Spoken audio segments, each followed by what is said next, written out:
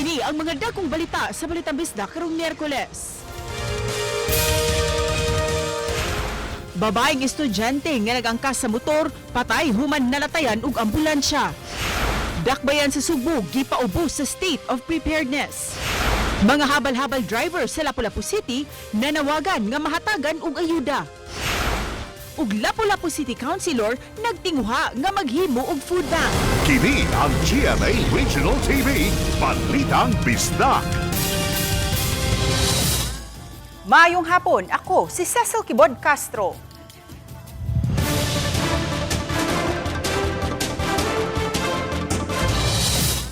Patay ang 18 anyos nga babaeng estudyante nga nag-angkas sa motorsiklo samtang kritikal ang driver sa motorsiklo human matud pa nagkasugat niini ang ambulansya sa flyover sa Barangay Luz, Cebu City kagahapon sa hapon. Ani ang live report ni Fem Ridumabok. Fem? Says, patay diha-diha dayon ang biktimang babae nga angkas sa motorsiklo samtang nasikoprosab dayon ang driver sa ambulansya. Mayong pagkaguba nini nga tubangan sa driver's side sa ambulansya nga maoy nakabangga sa motorsiklo nga gisakyan sa mga biktima. Grabing pagkaangol ang naangkon sa ulo sa 18 anyos nga babae nga si Nicole nga maoy hinungdan sa hinanali niyang kamatayon. Tungod kini sa impact sa panagbangga ug nalatayan sa ligid sa ambulansya ang biktima human mahog sa giangkasang motorsiklo. Samtang kritikal ang 19 anyos nga classmate ni Nicole nga si Juan kinsa maoy nagmaneho sa motorsiklo human siya malagpo. Nahitabo ang insidente sa Archbishop Reyes Avenue flyover sa Barangay Luz sa Cebu City. Pasado alas 2 gahapon sa hapon. Padung ang mga biktima sa ilang eskwelahan sa Barangay Talamban. Samtang ang ambulansya nga nagsubay sa Picas Lane, maghatod og pasyente sa Cebu City Medical Center. Matod sa mga nakasaksi, nga ni counterflow ang ambulansya, hinungdan nga naabot kini sa Picas Lane nga gisubay sa mga biktima. Samtang matod sa kabanay sa biktima nga nagdumili na sa pag-atubang sa kamera, nga giuna nila ang paghipo sa patay nga lawas ni Nicole ug nga sabutan pa nila ang desisyon kung makigsettle ba sila sa driver sa ambulansya. Gitanggong karon sa Traffic Enforcement Unit ang driver sa ambulansya. Gisuwayan pa sa Balitang Bisdak ang pagkuha sab sa iyang habig. Sa post sa BFP sa Cebu City, nipahimangno sila sa tanang mga emergency vehicle drivers nga likayan ang pag-counterflow. Apan kung gikinahanglan man gyud nga mag-counterflow, himuon kini with extreme caution. Samtang gikaalarma ni Raquel Arce, Pangulo sa Cebu City Traffic Office o CCTO, ang mga sunod-sunod nga disgrasya sa kadalanan sa dakbayan sa Subo. Sa talaan sa CCTO, miabot sa 50 ka mga vehicular-related accidents niadtong Lunes lang, Abril 13 o kagahapon, Abril 14. 26 sa 50 ka mga aksidente nga natala sa CCTO naglambigit og mga motorsiklo. Sa mga aksidente nitong Lunes ug Martes, duha ang nakalas. Mao nang niingon ko sa ako ang statement nga alarming yun siya. Murag aduna gyoy pagpabaya or aduna gyoy kanang reckless driving yun. Dili traffic. Mao nang kusog ang imong dagan without thinking ni overspeed na ka or kanang ni sobra na ka sa imong kuan unya wa ka kahibaw bisan pa man gani ug unsa ka careful kung ang imong kaatbang or pikas party maoy reckless. Dugang ni RC nga usa sa ilang irekomendar nga did-an na unya nga makaagi ang mga motorsiklo sa flyover. Ako pa ning ipasa kuan sa TMC. Dili kay kasagaran sa counterflow gyud atong nakita kasagaran sa among madakpan sa counterflow motorcycle. So kanilang nahitabo sa kinihitabo lang gyud sa ambulance ang ni counterflow. Pero kasagaran gyud motorcycle kay kana bang makakita sa hawan niya mo kuan ba nga inuntang i-propose pero subject for discussion pa ni depende sa TMC nga ang motorcycles dili na to i-allow sa skywalks o sa flyovers. Mao na ato asang usa sa ato nakita dili na to i-allow sa flyovers. Says padayon ang dugang pakisusi sa kapulisan sa Cebu City Police Office kalabot sa maong hitabo. Samtang nagpaabot usab sila sa desisyon sa pamilya sa mga biktima kung mupasaka ba og kaso alang usab na kini sa kasong reckless driving resulting to homicide and damage to property. Says, Dagang salamat, Femery Dumabok. Gisiguro sa Department of Energy nga adunay igong supply sa lana ang Pilipinas sulod sa 50 ka adlaw. Matud sa DOE, aduna kitay 49 ka adlaw nga supply sa diesel. 50 kaadlaw nga supply sa gasolina samtang 36 kaadlaw nga supply sa LPG ug 105 kaadlaw nga supply sa kerosene. Gibutyag usab ni Energy Secretary Sharon Garin, padayon silang nangita og supplier para adunay supply sa lana ang Pilipinas sa mosunod nga mga buwan. Nag-order na usab ang Philippine National Oil Company og dugang supply sa LPG. So, maganda pa naman yung supply level natin, but that will depend also on what will happen with the Strait of Hormuz, anong availability ng oil sa ibang country. Sa number na to, binibigyan tayo ng 50 days to make the replenishment. Hindi po mauubos to pagka after 50 days. Ang ibig sabihin nito, makakahanap tayo habang kinukonsumo na natin within the 50 days. Nanawagan ng Presidente sa Mandawi Chamber of Commerce and Industry kun MCCI nga tun-an pag-ayo ang mga sugyot ug petisyon nga paumentuhan ang minimum wage sa mga trabahante karon. Taliwa kini sa krisis nga nasinati aron maabagan ang mga naapektuhan. Ano ang report ni Nico Sereno?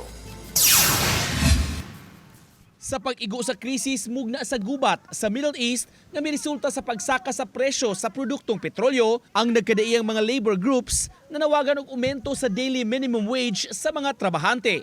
Gani nagrally pa sila pipila ka semana ang nakalabay ug nag-awhag sa Regional Wage Board nga umintuhan ang minimum wage para makasapar-sapar karong panahuna. Sa ilang bahin, gipasabot sa presidente sa Mandawi Chamber of Commerce and Industry o MCCI, nakasabot sila sa sentimiento. Pero ang ngayang istudyuhan pag-ayo ang proposal kay makaapekto kini sa gagmayng mga negosyo. Of course, we also understand the plight of the workers, but at the same time, we also have to look at the business sector. Also, there should be a balance, because if it's too high, then some businesses will just close down.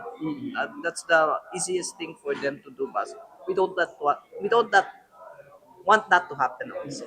Maong awhag niya, We really have to sit down and talk with all the parties involved where we can find a balance. sa Mandawi City Hall giubanan sa grupo sa mga negosyante ang mga bisita gikan sa Kaohsiung City sa Taiwan kinsa mainitong gisugat sa ilang pag-abot. Nakigtigom sila sa mayor kundi gihisgutan ang lain-lain nga mga topics. Labi na ang posibleng investment sa mga langyang kumpanya diha sa Mandawi. We want to bring in investments into Mandawi. Of course, Mayor Jongki and the city of Mandawi are very, very helpful and very open in bringing investment. Of course, that translates into job creation, that translates to higher GDP of Mandawi City. Sa pagkakaroon, moabot sa 540 pesos ang minimum wage alang sa mga trabahante ubos sa Class A kun mga dapit sa expanded Metro Cebu kundi inalakip ang dakbayan sa Mandawi. Nico Sereno, Balitang Bisdak. Nang hinaot ang mga habal-habal drivers sa Lapu-Lapu City nga lakip usab sila sa mga mahatagan ug financial assistance sa gobyerno. Si Luan Merundina sa report. Naabdan sa Balitang Bisda, kini mga habal-habal drivers sa Barangay Babag, Lapu-Lapu City nga naglinya sa gawa sa City Mayor's Office ug nilista sa ilang mga pangan. Matud nila, nakadungog sila nga may mga riders nga nipada og suwat ngadto sa mayor nga nanghangyo nga mahatagan usab sila og ayuda. Nunot sa kamahal na sa gasolina karon, katunga na lang sa ilang naandang kinitaan ang ilang malimpyo. Tungod sa panahon karon ma'am, dahil nisakang presyo sa mga gasolina o sa mga palitonon, may lang po ma'am ba na makadawat mig hinabang po sa gobyerno.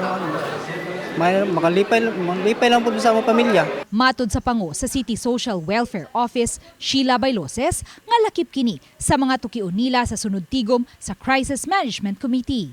Amo la po itong depending kay once ma-clarify na mo ang kaning instruction, mo assist jud me. So we will journey with you na atong mga drivers ka-avail gyud sila aning assistance. Samtang gibutyag usab ni Bailoses nga gitahasan ang ilang buhatan sa pagdawat sa mga rekisito sa mga PUV drivers sa Lapu-Lapu City nga wa malakip sa listahan sa LTFRB 7 nga modawat unya sa ayuda. Base sa listahan sa LTFRB 7, sukad Abril 14, miabot na sa 1,579 ka mga taxi, PUJ, UV Express ug bus driver sa Lapu-Lapu City ang ilang nahipos. Sa mga PUV drivers nga wa pa nakapalista sa LTFRB 7, mamahimo kamo moduso og photocopy sa inyong valid and active driver's license, kopya sa franchise certificate, ORCR sa PUV nga inyong gimaneho ug sworn statement gikan sa operator sa CSWD Lapu-Lapu City. Ang kining amo ang may mahimong lista, we will submit it to LTFRB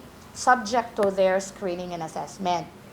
Because under the MC7, ang source of list gyud gikan man jud ni LTFRB. Samtang sa mga delivery riders, nagpaabot pa ang CSWD og schedule aron makigtigom sila sa taga DICT nga mo'y gitahasan usab sa final listing. Uban ni Godfrey Rillian, Luan Merondina, Balitang Bisdak. Kini ang GMA Regional TV, Balitang Bisdak.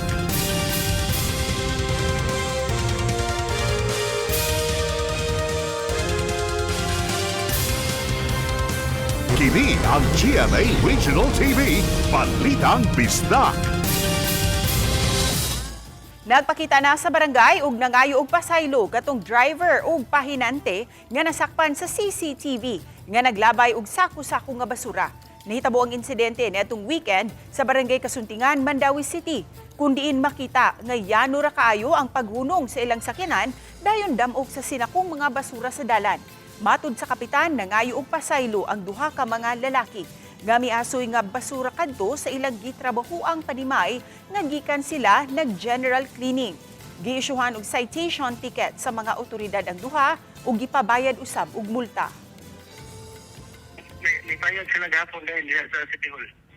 Okay. Pili. Tayo sa niya atong gipapirma sa barangay, atong lagpo nga dili na musab. So, sunod ato, murag dako na rin ba ng mga tigalpi diya saktom sana para di na mo usap. Inay nga karong adlaw ang deadline, gilugwayan hangtod May 15 ang deadline sa pagduso og annual income tax return para sa nakalabayng tuig. Gipasabot ni Presidente Bongbong Marcos Jr. nga kini aron mahatagan og taas nga panahon ang mga tawo nga makakompleto sa ilang iduso nga mga dokumento ug aron walay ipahamtang nga penalty kun mobayad og buhis. Mobisita lang sa website sa Bureau of Internal Revenue para sa mga forms nga inyong gikinahanglan. Miawhag usab ang BIR nga gamiton ng ilang electronic filing and payment system kun EFPS aron di na mulinya sa revenue district offices. Mamihimong maka-manual filing kung adunay problema sa electronic filing and payment system. Nasikop sa City of Naga Police ang 56 anyos nga lalaki human masakmiti og walay lisensya nga armas de fuego. Giilang dinakpan nga si alias Antonio. Gireklamo kini sa mga concerned citizen sa Barangay Tuyan, City of Naga. Pasado alauna kaganihang kadlawon kay nakita nga gadaladala kini og armas gawas sa panimay. Sa pagrespondi sa kapulisan, naaktuhan kini og nasikop human masakmiti og 45 caliber nga pistol nga may unom ka mga bala. Gisusi karon sa kapulisan kung nagamit ba sa krimen ang maong armas. Giandam na ang tukmang kaso batok sa maong dinakpan. Samtang nasikop usab ang 60 anyos nga lalaki, humantig basa ang 32 anyos niya nga son-in-law sulod sa panimay niini sa Barangay Pangdan, City of Naga niadtong Domingo sa gabii. Matud pa nasuko ang sospek sa pamaagi sa pagdisiplina o pagpangasaba sa biktima ngadto sa iyang mga anak kun apo sa sospek. Daling nakatabang ang ubang kabanay ug nadala sa ospital ang biktima kinsa anaa karon sa luwas nga kahimtang. Samtang nasikop ra usab dayon ang sospek. Sa labing uwahing kalambuan matud sa hepe sa City of Naga Police nga wala na gidayon sa pagpasaka ang kasong frustrated homicide batok sa dinakpan. Human mabalita sa Balitang Bisdak ang mga nangadunot nga mga utanon sa mga mag-uuma sa Barangay Paril, Cebu City, gitinguha sa Lapu-Lapu City Councilor nga makahimo og food bank ang dakbayan. Kini ang gisugyot ni Konsehal Annabeth Quizon atol sa ikatulong crisis management meeting nga gipahigayon sa Lapu-Lapu City. Butang nga gihangop usab sa mayor. Matud ni Quizon, hayan kun makabato na og kaugalingong cold storage ang dakbayan adto niini ipondo ang mga utanon nga mapalit nila gikan sa mga mag-uuma sa Cebu City. Gawas nga matabangan na ang mga mag-uumang hilabihang apektado karon sa krisis, kaminusan usab ang mga basura. Sa Sikizon sa mga mibisita gilayon sa Barangay Paril ug gipamalit niya ang mga utanon nga wa mahalin ug giapod-apod niya kini ngadto sa mga taga-angasil. Ang waste nato ba atong ma-limited, atong ma-decrease nato ang atong wastage diri sa atong public market, daghan pa gyud ang makakaon sa mga kanang dili kaayo donot nga naa pa gyud tay mahimo nga we can use it for our supplemental feeding. Kini ang GMA Regional TV, Balitang Bisdak.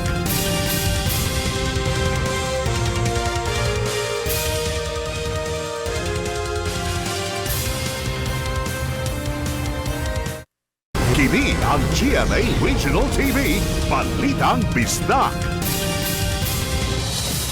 Mapalit na sa mga pinili nga mga mulupyo sa Islet Barangay sa Dakbayan sa Lapu-Lapu ang tag 20 pesos nga kinilong bugas sa Food Terminal Incorporated. Samtang tinguha sa kagamahanan sa Dakbayan nga makapalit usab ang ubang mga mulupyo sa baratong bugas. Si Luan Mirndina sa report.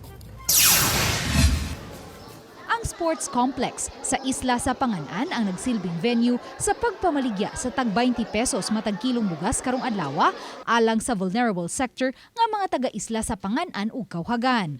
28 ka sakong bugas ang gitagana alang sa 139 ka mga senior citizens, PWD, solo parents ug 4-piece member sa Isla sa Kauhagan.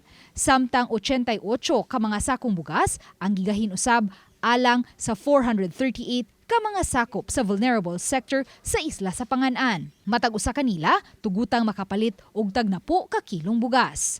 Una nang nahatdan sa Lapu-Lapu City LGU sa tag 20 pesos matag kilong bugas kagahapon gikan sa Food Terminal Inc.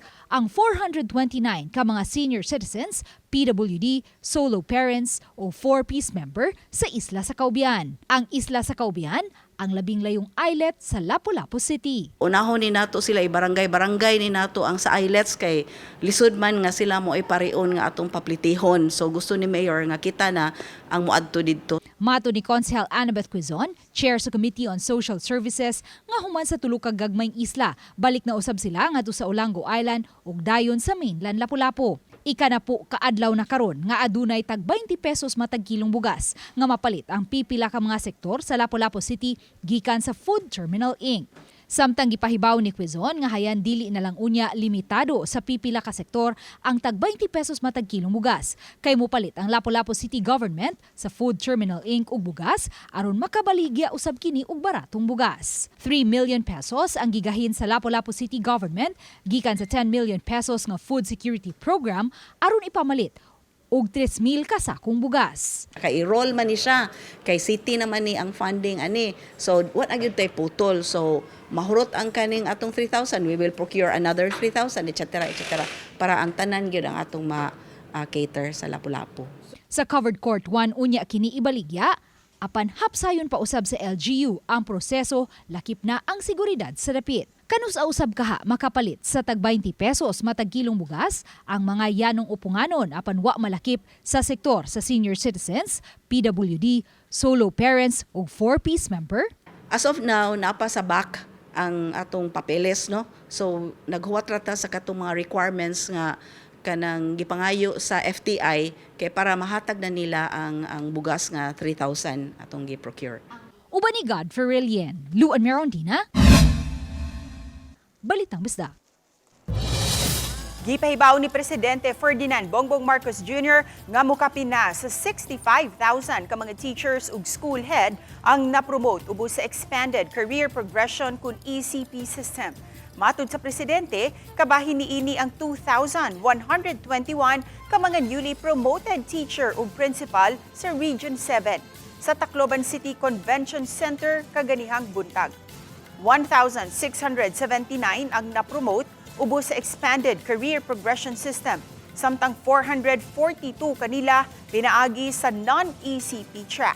Atol sa oath-taking ceremony sa mga newly promoted teacher ug principal sa Eastern Visayas, gipalanog sa Presidente nga walay mga magtutudlo nga moretiro sa trabaho nga magpabiling Teacher 1. Gipahibaw usab sa Presidente nga sa ECP system nagmugna og mga bag-ong posisyon aron ma-promote ang mga Teacher 4, Master Teacher 5 ug mga school principal. Under the ECP system, teachers now have two distinct pathways. It can be classroom teaching or school administration. More importantly, it created new positions, including Teacher 4 to Teacher 7, Master Teacher 5 to 6, and School Principal 5, so that our teachers can advance their careers with a clearer direction. Nagsugod ang pagpatuman sa ECT system netong Agosto sa miaging tuig hangtod karong buwan na. Gamo sumada na sa kapin 65,000 ka mga teacher ug school head. Sa ikaduhang sunod-sunod nga tuig nga mga content creators nga sila si Sean Pelayo ug si Krisa Habibi Liaging ang muda na usab sa papel nila ni Datu Lapu-Lapu ug Reyna Bulacna sa reenactment sa Battle of Mactan karong April 27. Kay kapin sa simana na lang sa dili pa ang 505th Battle of Mactan. Gisugdan na sila sa ilang mga costumes, samtang usa kaupunganon ang magdala sa papel ni Magellan. Mato ni Gary Lau, Tourism Officer sa Lapu-Lapu City, gipaniguro nila nga makahatag ihapon ug mabulukong pasundayag sa makasaysayanong Battle of Mactan niadtong April 27, 1521. Bisan pa man kung limitahan karon ang ilang budget, isip usa sa mga cost-saving measures sa dakbayan nunot sa krisis sa Middle East. Gani iyang gipasigarbo nga may giandam silang pinalahi nga presentasyon sa Battle of Mactan karong tuiga. Samtang si DepEd Secretary Sani Angara ang magsilbi unyang keynote speaker sa maong kalihukan. The essence of the victory of Mactan is still there. Naalay additional ng atong production. Okay, so of course there's still a fight scene between Magellan and Lapu-Lapu. Di gina dapat mawala. But before the fighting scene natin ipakita, no? Muna'y atangan sa atong mga upunganons.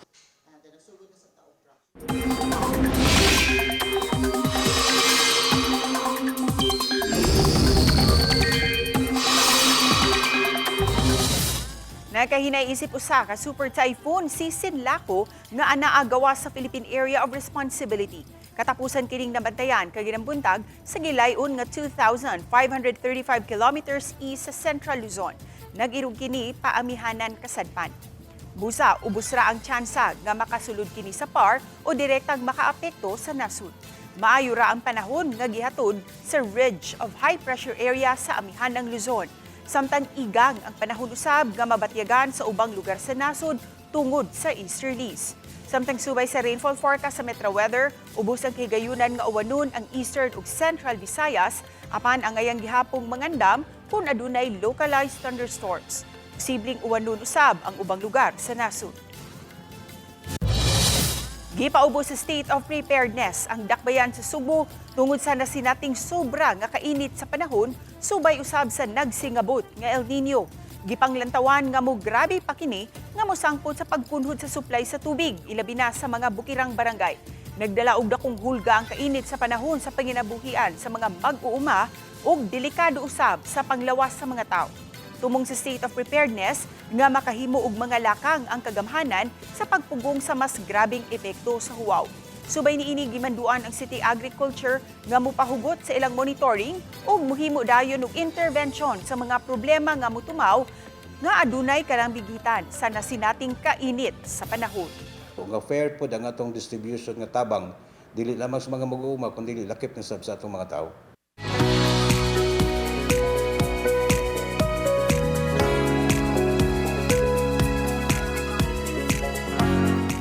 Ugmo kato ang labing dako og nagunang mga balita sa Central ug Eastern Visayas. Daghang salamat mga kapuso. Ako si Cecil Kibod Castro ug kami ang GMA Regional TV Balitang Bisdak. Walay gidapigan, walay giprotektahan. Kaniadto pa hangtod karon serbisyong tinudanay. Maayong hapon mga kapuso.